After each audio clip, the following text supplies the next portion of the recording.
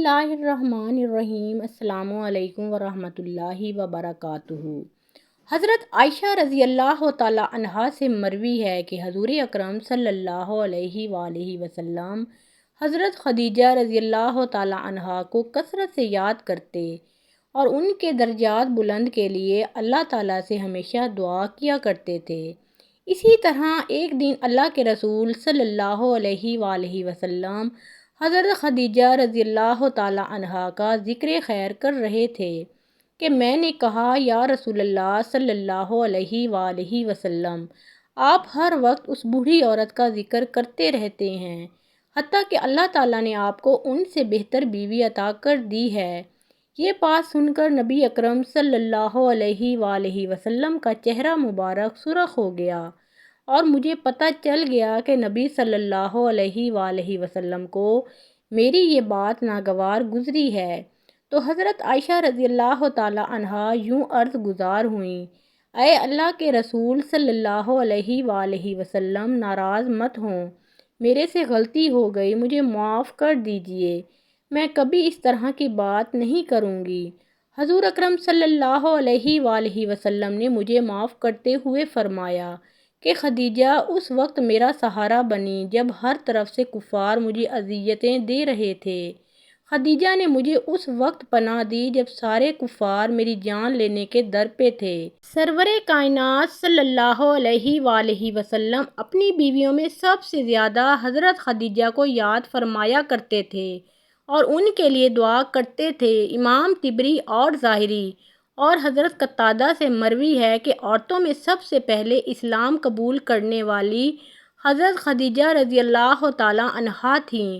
حضرت محمد صلی اللہ علیہ وآلہ وسلم نے فرمایا کہ جب میں نے اپنی نبوت کے بارے میں خدیجہ رضی اللہ تعالیٰ عنہا کو بتایا تو اس نے اسی وقت اسلام قبول کر لیا۔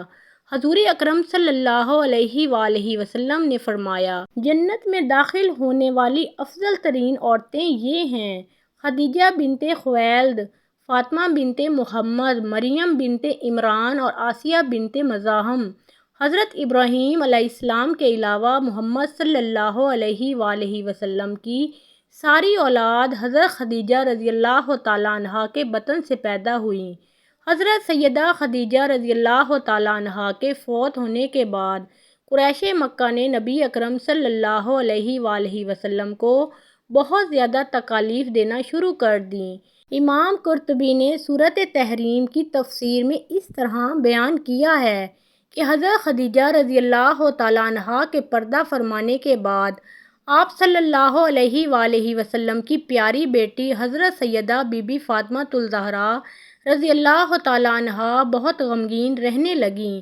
تو ایک دفعہ حضرت سیدہ فاطمہ الزہرا رضی اللہ تعالیٰ عنہا نے اپنے والد محترم حضرت محمد صلی اللہ علیہ وآلہ وسلم سے یوں فرمایا، اے ابا جان، آپ حضرت جبرائیل علیہ السلام کو پیغام دیں کہ میری والدہ محترمہ حضرت خدیجہ رضی اللہ تعالیٰ عنہا کے بارے میں دریافت کریں۔ تب تک مجھے کھانا پینا اچھا نہیں لگے گا جب تک مجھے میری والدہ کی برزخ کی حالت کے بارے میں پتہ نہ چل جائے۔ حضرت محمد صلی اللہ علیہ وآلہ وسلم نے حضرت جبرائیل علیہ السلام سے حضرت خدیجہ رضی اللہ تعالیٰ عنہا کے بارے میں پوچھا تو حضرت جبرائیل علیہ السلام نے فرمایا، اے اللہ کے نبی صلی اللہ علیہ وآلہ وسلم، حضرت بی بی فاطمہ الزہرا رضی اللہ تعالیٰ عنہا کو فرما دیں کہ آپ کی والدہ حضرت خدیجہ رضی اللہ تعالیٰ عنہا حضرت سیدہ سارہ علیہ السلام اور حضرت سیدہ مریم علیہ السلام کے ساتھ بڑی شان و شوکت کے ساتھ جنت میں رہ رہی ہیں۔ جب نبی اکرم صلی اللہ علیہ وآلہ وسلم شب معراج کو جنت کی سیر کے لیے گئے تو آپ صلی اللہ علیہ وآلہ وسلم نے وہاں ایک خوبصورت اور بہت بڑا محل دیکھا جس میں ایسی چیزوں کو رکھا گیا تھا جو کبھی کسی نے نہ دیکھی اور نہ سنی اور نہ سوچی تھی۔ آپ صلی اللہ علیہ وآلہ وسلم نے فرشتوں سے پوچھا کہ یہ گھر کس کے لیے تیار کیا گیا ہے؟ فرشتوں نے جواب دیا، اللہ کے نبی صلی اللہ علیہ وآلہ وسلم، یہ حضرت خدیجہ رضی اللہ تعالیٰ عنہا کے لیے اللہ تعالیٰ نے تعمیر کروایا ہے۔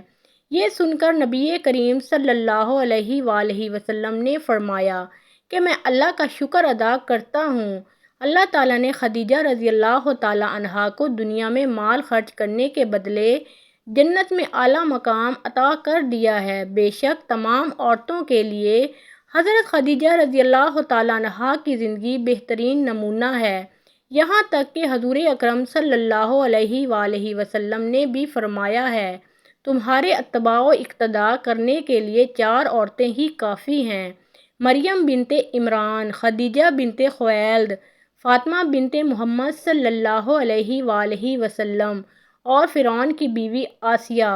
حضرت سیدہ خدیجہ رضی اللہ تعالیٰ عنہا ہی وہ پہلی ہستی ہیں جنہیں جنتی محل کی بشارت دی گئی اور خود اللہ پاک نے سلام بھی بھیجا۔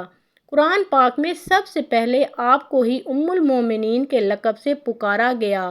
آپ نے سب سے پہلے حضور اکرم صلی اللہ علیہ وآلہ وسلم کی تصدیق کی تھی۔ محترم ناظرین، مزید اسلامی واقعات اور سبق آموز کہانیوں کے لیے اس چینل کو سبسکرائب کریں اور ویڈیو پسند آنے کی صورت میں لائک ضرور کیجیے۔ اللہ ہم سب کا حامی و ناصر ہو۔